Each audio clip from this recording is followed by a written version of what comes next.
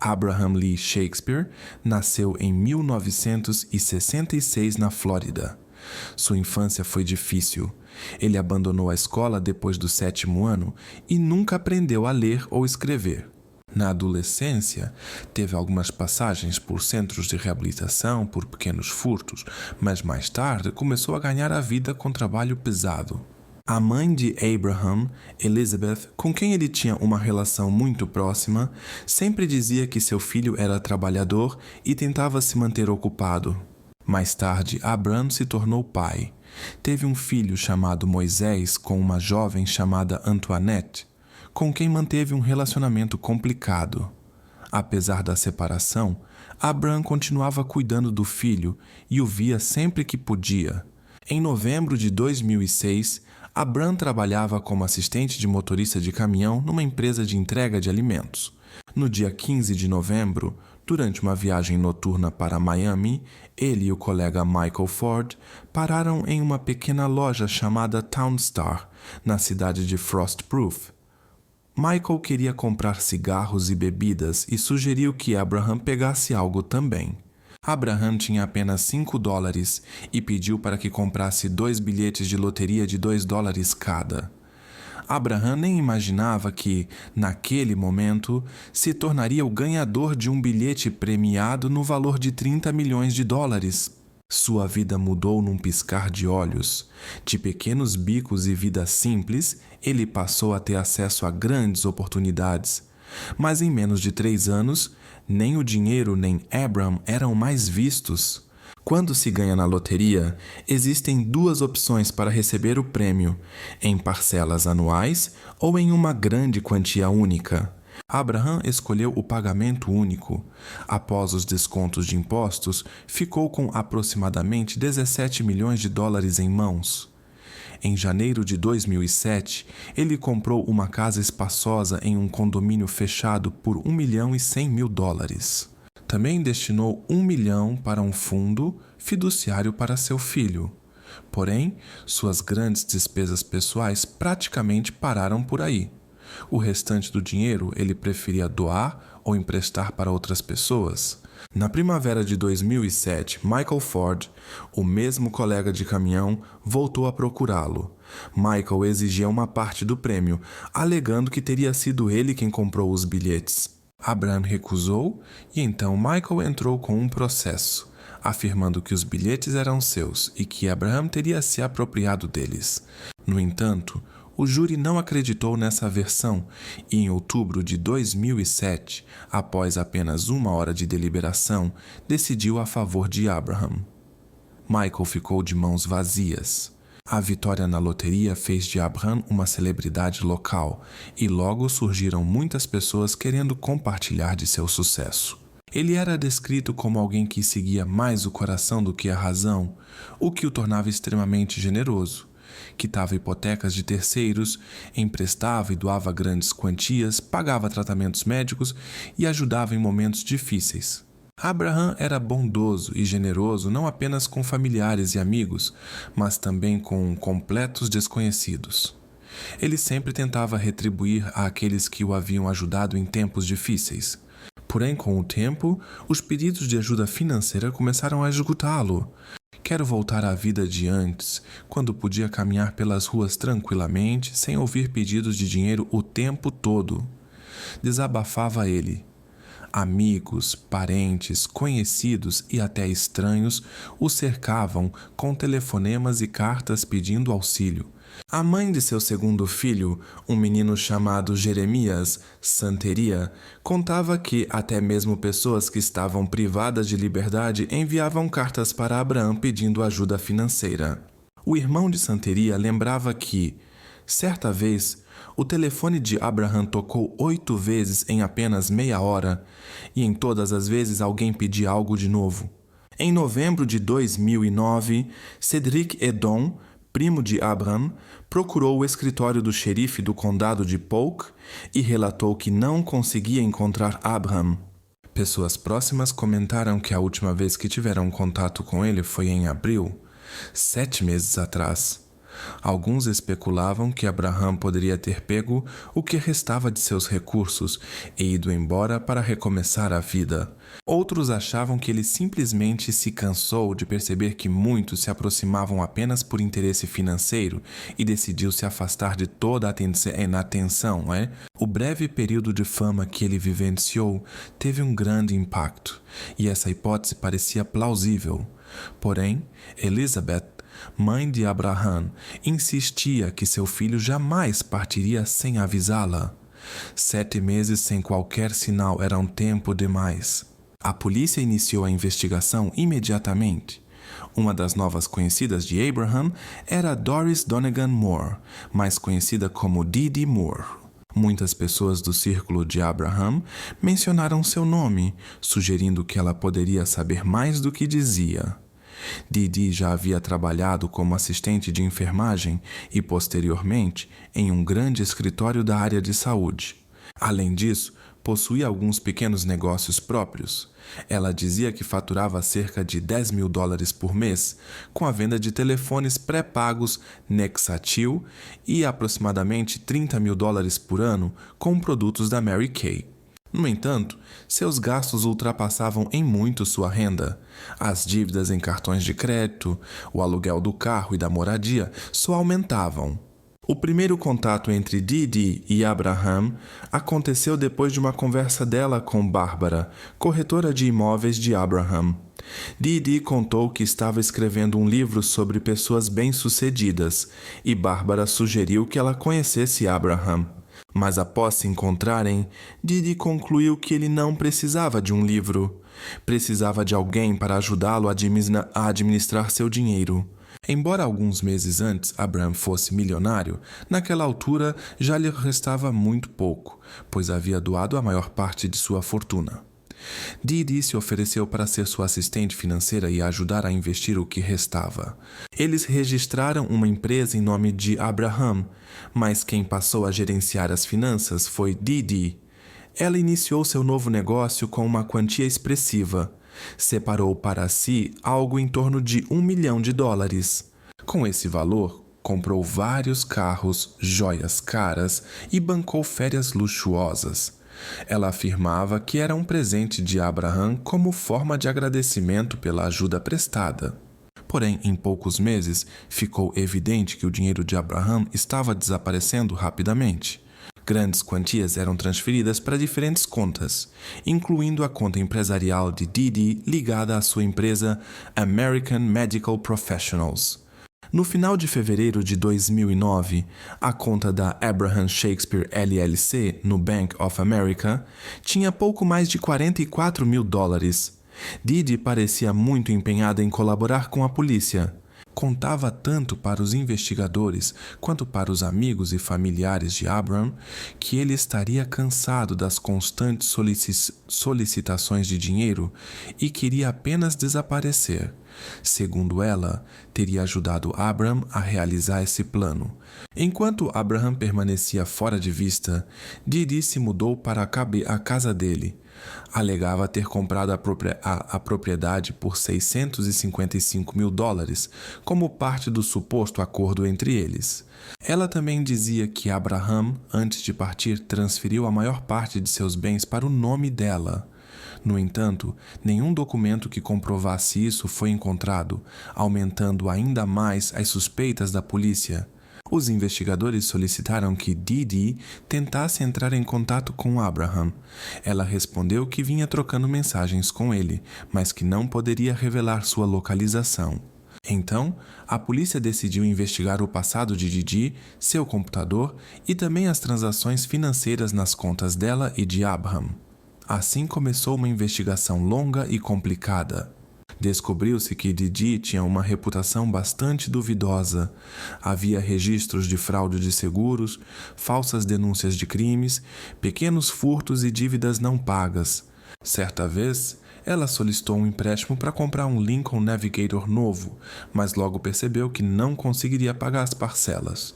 Para tentar escapar da dívida, Dee encenou uma história extremamente estranha. Escondeu o carro na garagem e alegou que havia sido sequestrada e que havia sofrido grandes danos, além de ter o veículo roubado. Posteriormente, os investigadores descobriram que Didi havia enrolado fita adesiva nos próprios pulsos e até se jogado de um carro em movimento para tornar a história mais convincente. Ela chegou a passar por exames médicos para reforçar sua versão dos fatos.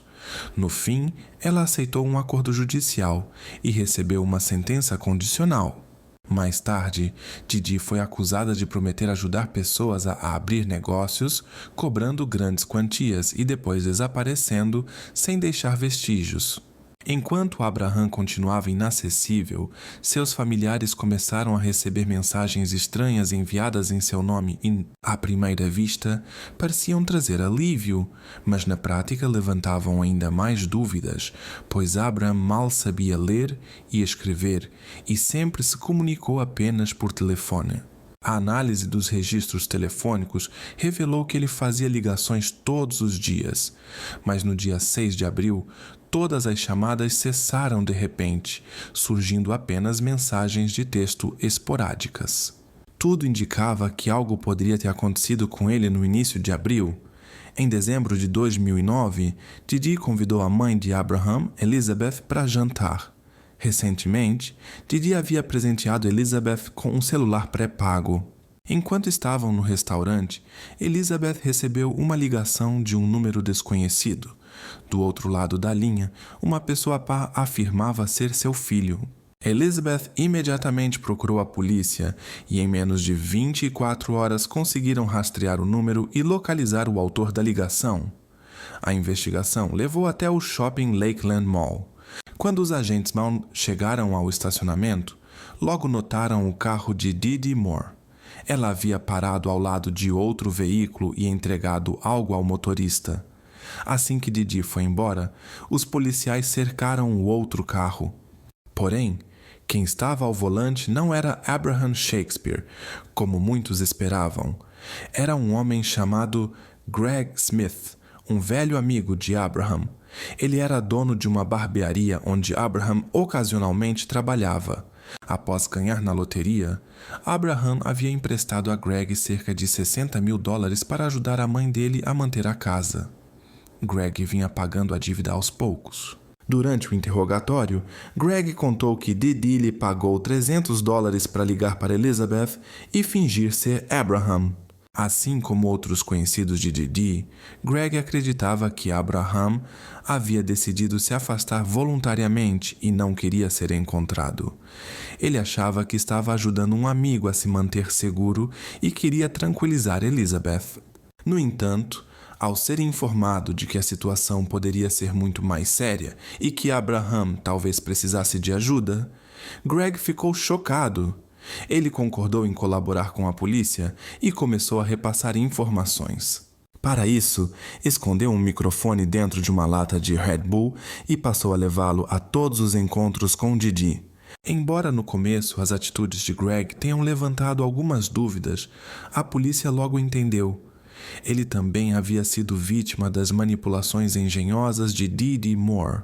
Sob vigilância, ela pediu para Greg entregar uma carta para Elizabeth, supostamente escrita por Abraham. Era mais uma tentativa de criar a impressão de que Abraham estava bem. Mas, na verdade, Abraham não sabia ler nem escrever, e se a carta chegasse até Elizabeth, isso apenas aumentaria as suspeitas dela. Felizmente, os policiais conseguiram interceptar a carta através de Greg. Além disso, Didi tentou envolver outras pessoas. Ofereceu para a Centauria Butler uma casa avaliada em $200.000 para que ela mentisse dizendo que Abraham havia feito uma visita a ela. Também pagou $5.000 para um primo de Abraham entregar um cartão à mãe dele, fingindo ser de autoria de Abraham. As autoridades estavam cada vez mais certas. A chave para entender o que estava acontecendo estava nas ações de Didi Moore, e as evidências contra ela só aumentavam. Percebendo que a situação estava fugindo do controle, Didi decidiu mostrar aos jornalistas um vídeo de Abraham que, segundo ela, comprovava que ele havia saído por vontade própria para recomeçar a vida. Enquanto isso, Judith, uma velha amiga de Abraham e uma de suas conhecidas do mundo dos negócios, contou que, pouco antes do desaparecimento, ele havia expressado preocupação com suas finanças. Ele queria revisar suas contas bancárias, mas quando Judith comentou isso com Dee, segundo ela, Dee pediu que impedisse Abraham de ir ao banco, pois boa parte do dinheiro já tinha sumido. Isso aconteceu em março de 2009, apenas um mês antes do desaparecimento de Abraham. No dia 3 de janeiro de 2010, Grady Judd informou ao público que a polícia suspeitava que algo ruim havia acontecido com Abraham Shakespeare. No dia anterior à coletiva, Judd anunciou que Dee Moore tinha se tornado um ponto de interesse para a investigação. Tudo indicava que Dee estava envolvida no esquema para criar a ilusão de que Abraham simplesmente havia ido embora levando o dinheiro. No entanto, a investigação naquele momento revelava uma história bem diferente. Poucos dias depois dessa declaração, Dee agiu exatamente como a polícia esperava. Ela entrou novamente em contato com Greg Smith e perguntou se ele conhecia alguém que aceitasse assumir a responsabilidade pelo desaparecimento de Abraham.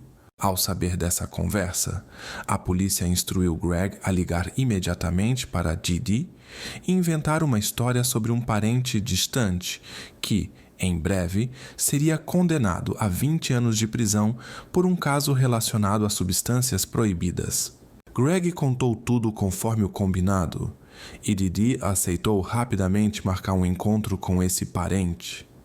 A reunião foi marcada para o dia 21 de janeiro de 2010. Na verdade, no lugar do parente, quem apareceu foi um policial infiltrado chamado Mike. Durante a conversa, Dee admitiu que suspeitava que Abraham não estivesse mais entre nós, mas insistia que ela não tinha envolvimento nisso. Mike, por sua vez, disse que precisaria de mais detalhes caso fosse assumir a culpa de outra pessoa, onde Abraham estava, qual instrumento havia sido usado e onde tudo aconteceu. Dee prometeu que tentaria descobrir essas informações e ofereceu a Mike $50.000 para que ele fizesse uma falsa confissão. No entanto, esse valor era alto demais para ela. Pediu autorização para pagar uma parte na hora e o restante depois, vendendo alguns bens. Eu preciso de 10 mil adiantados e depois que eu terminar, garanta que o meu menino receba o resto, acrescentou. Mais tarde, Dee se encontrou novamente com Greg. Ela entregou a ele um revólver calibre .38 registrado em seu nome, afirmando que havia sido utilizado. Depois, levou Greg até uma casa em Plant City, comprada com o dinheiro de Abraham, onde na época morava seu namorado Chakras Nikki. Perto de uma laje de concreto no terreno, Dee indicou o local onde, segundo ela, Abraham havia sido escondido. Ela tinha consigo um coxo de gado e explicou que era preciso encher de querosene e fazer uma fogueira.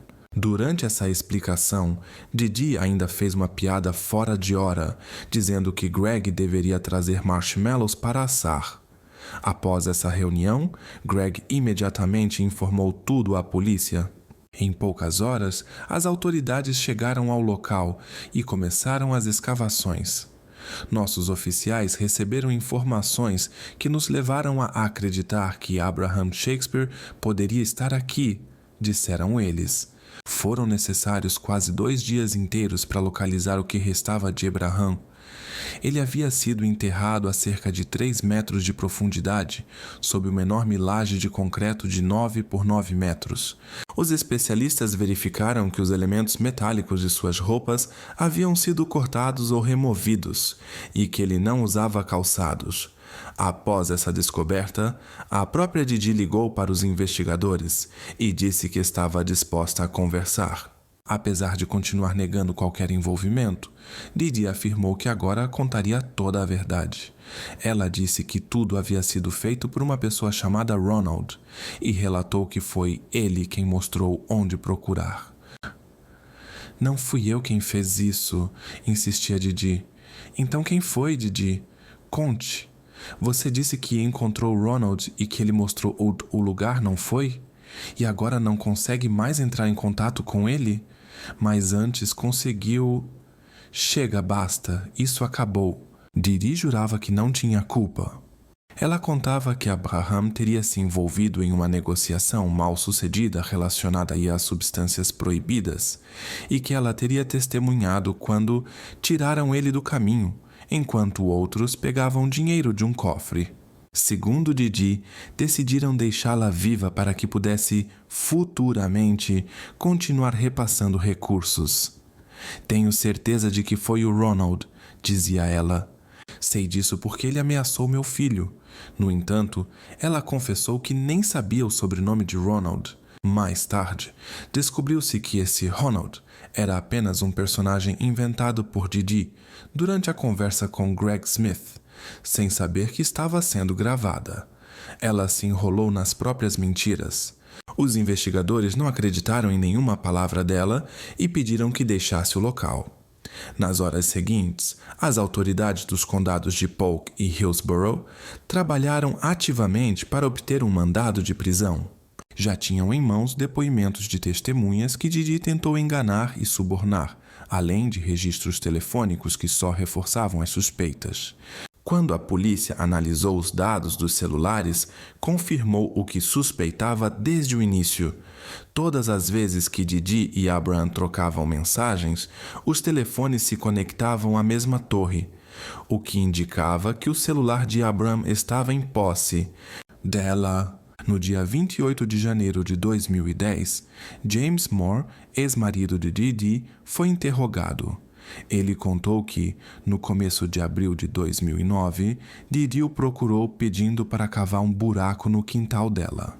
Ela explicou que pretendia jogar lixo lá. Segundo ele, cavou o buraco e foi embora, mas algumas horas depois voltou porque Didi pediu para que tapasse o buraco novamente. Já estava escuro e ele não conseguiu ver o que havia no local, mas atendeu ao pedido.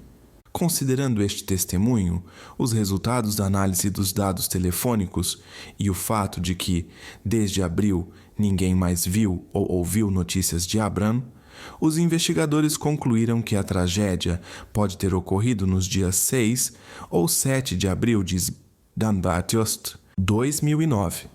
Enquanto a polícia reunia provas, Didi se esforçava ao máximo para provar sua inocência e contava para todo mundo, disposto a ouvi-la, que supostamente não tinha qualquer envolvimento no ocorrido. Toda a história tem dois lados, ela dizia. Só Deus sabe que eu não apertei o gatilho e só perante ele eu responderei.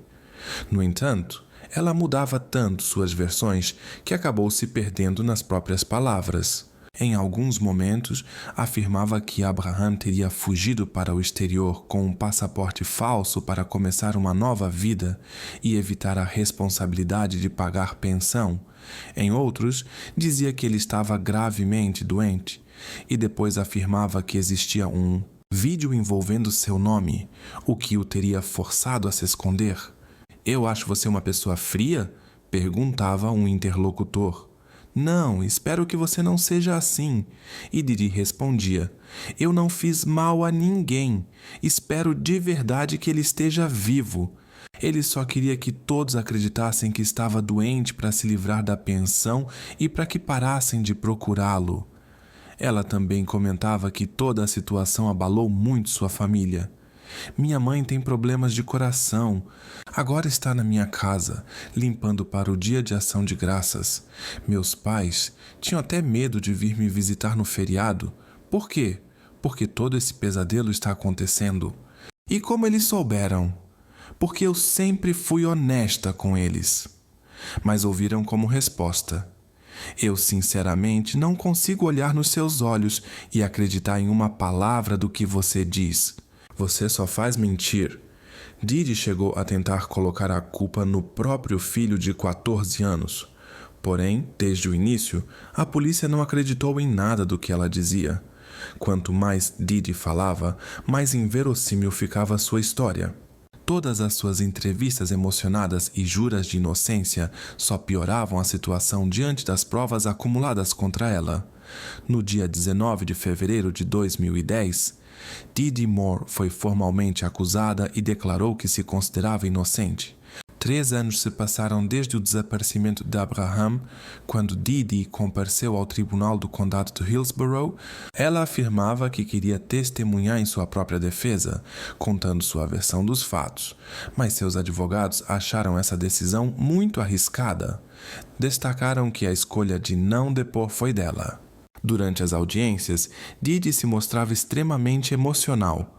Ora chorava, ora começava a rir do nada, ora interrompia seus próprios defensores. Por conta de seu comportamento, os juízes precisaram diversas vezes desligar os microfones e suspender as sessões para adverti-la. Mais de uma vez, Didi foi flagrada fazendo caretas ou lançando comentários na direção dos jurados, recebendo advertências por isso. Em certa ocasião, Didi relatou que sofreu uma reação alérgica severa a um medicamento receitado para tratar uma infecção renal. Sua língua inchou tanto que ela precisou de atendimento médico imediato. O juiz ressaltou que ela recebeu toda a assistência necessária e que um médico compareceu especialmente à sala do tribunal para garantir que seu estado fosse estável. Também foi discutido o uso de um dispositivo especial para imobilizar as pernas, a fim de evitar ações inadequadas. Mais uma vez, o juiz advertiu Didi de que gestos, expressões faciais e comentários durante o julgamento eram absolutamente proibidos. Parece que estou sendo considerada culpada só porque estou sentada olhando para o chão, tentou se justificar Didi. Vou explicar pela última vez. Esse tipo de comportamento não é permitido, respondeu o juiz de maneira firme. Uma a uma, as testemunhas foram chamadas para depor.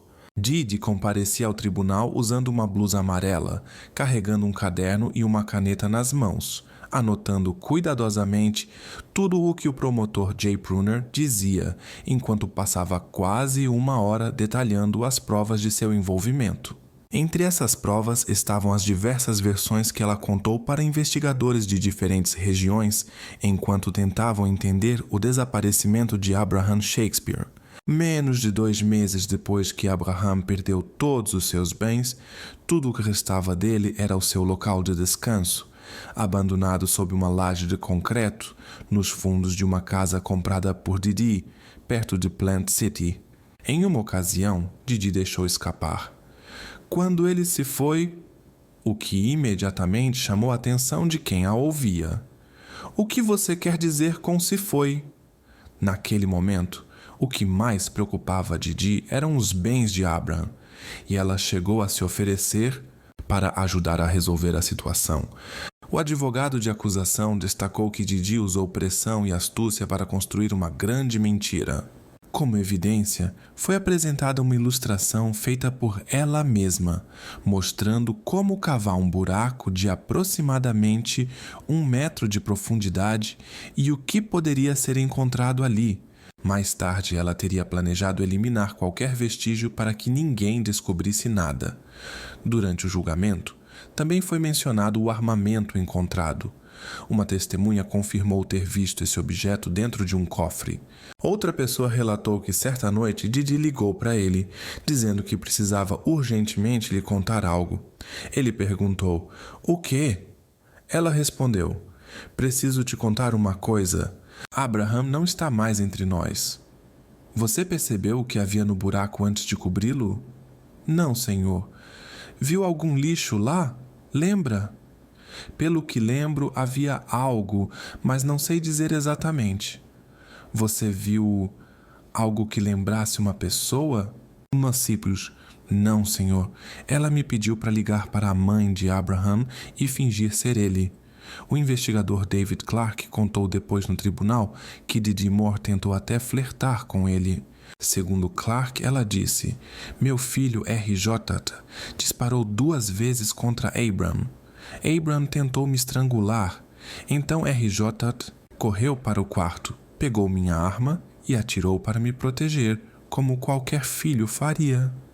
Clark recordou que Didi se aproximou e disse diretamente que queria um relacionamento íntimo com ele, garantindo que, depois que seu nome fosse limpo, esperava continuar o contato. Também foi revelado que Didi telefonou para seu pai, que estava gravemente doente, esperando que ele assumisse a responsabilidade por tudo o que aconteceu. Donegan contou aos investigadores. Ela disse: "Você já está mais velho, de qualquer forma envelhecendo e tudo mais." Então ela sugeriu que o senhor assumisse a culpa por ela? Sim, foi mais ou menos isso. A promotoria apresentou no tribunal uma gravação da câmera do Walmart, que ligava ainda mais Didi ao caso. Nas imagens, ela aparece pagando em dinheiro por luvas, fita adesiva, lona plástica e outros materiais que depois foram encontrados perto do local do sepultamento. No dia 10 de dezembro de 2012, os jurados precisaram de apenas 3 horas para tomar uma decisão. Estado da Flórida contra Doris Donegan Moore. A ré foi considerada culpada de cometer crime grave de primeiro grau. Didi apenas balançou a cabeça em sinal de negação, enquanto os familiares de Abraham assentiam com a cabeça, concordando. Ela tinha tudo o que queria, mas isso não bastou, e ela tirou a vida dele, disseram os parentes. Didi foi condenada à prisão perpétua sem direito à liberdade condicional. Além disso, recebeu no mínimo 25 anos adicionais pela posse do armamento. O juiz Emmett Battles afirmou: fria, calculista, cruel. Todas essas palavras descrevem bem quem ela é. Ele acrescentou que Didi provavelmente é uma das pessoas mais traiçoeiras que este tribunal já viu. Abraham Shakespeare se tornou sua vítima. A sede por dinheiro te levou a isso? Após a sentença, Didi ficou furiosa com seus advogados, alegando que, se tivesse sido autorizada a falar no tribunal e contar sua versão, teria sido absolvida. Os defensores, no entanto, insistiram que a decisão de permanecer em silêncio foi dela mesma. Atualmente, Didi Moore cumpre pena na instituição correcional de Lowell. Ela continua entrando com recursos, mudando suas versões dos acontecimentos e afirmando que é inocente. Em 2019, ela alterou novamente sua história. Em uma carta manuscrita enviada ao juiz, pedindo um novo julgamento, pediu desculpas à mãe de Abraham e à acusação por não ter sido honesta, mas ainda assim não assumiu responsabilidade. Em vez de culpar outra pessoa, ela afirmou que nenhum comerciante de substâncias ilícitas esteve envolvido no desaparecimento de Abraham. Segundo ela, o verdadeiro culpado seria Greg Smith. Ela alegou que Abram teria se envolvido romanticamente com a esposa de Greg e que isso teria motivado a tragédia. Durante meses, Didi encenou verdadeiros espetáculos, tentando convencer todos de que Abraham estava vivo e escondido, mas acabou se enrolando tanto nas próprias versões que perdeu o controle das suas histórias. O detetive Greg Thomas, do gabinete do xerife do condado de Hillsborough, comentou que em quase 20 anos de serviço nunca havia encontrado alguém como Didi. Mesmo atrás das grades, ela concedeu diversas entrevistas, insistindo em sua inocência e mudando suas narrativas a cada vez. Só tolos completos podem acreditar que eu tive algo a ver com isso, dizia ela. Didi afirmava que havia testemunhas que confirmariam sua versão, de que tudo teria sido armado por um misterioso comerciante de substâncias. Contudo, muitas dessas supostas evidências não estavam presentes nos autos do processo, e as testemunhas, como se descobriu, existiam apenas no discurso dela. Além disso, documentos que seriam supostamente de outras pessoas tinham uma caligrafia muito semelhante à dela. Quando o caso começou a ruir, Didi, como se estivesse se despedindo do palco, lançou mais um nome, o de Abraham Shakespeare. Na mesma época, teve início uma série de processos contra Didi Moore, movidos pelos 2 filhos de Abram, Moses e Jeremiah. A casa que Didi dizia ter comprado de Abram foi devolvida aos seus herdeiros. Além disso, a família entrou na justiça contra o Bank of America, acusando a instituição de ter permitido que Didi acessasse os recursos de Abraham. Elizabeth, mãe de Abraham, declarou que, apesar de tudo o que aconteceu, encontrou força para perdoar Didi pelo sofrimento causado. Abraham Shakespeare era uma pessoa de coração generoso. Ele não queria muito para si e doava grande parte de seu dinheiro para aqueles que estavam ao seu redor e até para estranhos. Ajudava sua comunidade, seus entes queridos e quem cruzasse seu caminho. Infelizmente, confiar na pessoa errada acabou levando a uma tragédia, mas a lembrança de sua bondade e generosidade viverá para sempre.